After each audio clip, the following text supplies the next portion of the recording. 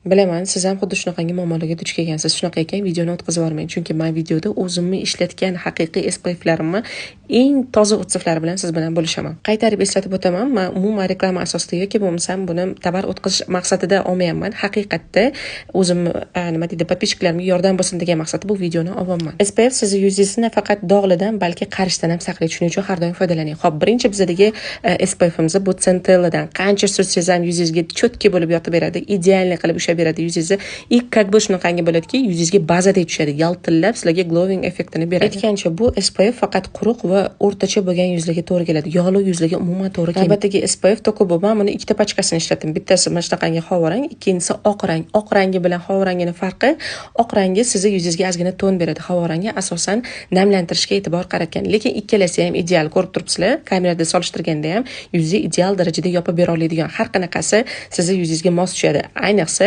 quruq va o'rtacha bo'lgan yuz egalariga men ideal darajada tusha oladi deb ayta olaman. Raundlab meni ko'nglimdan boshqacha joy egallagan sababi meni birinchi ishlatgan eng sifatli SPF'larimdan bittasi. Ayniqsa mana shunisini ishlatganman. Yuzingizga ton beradi.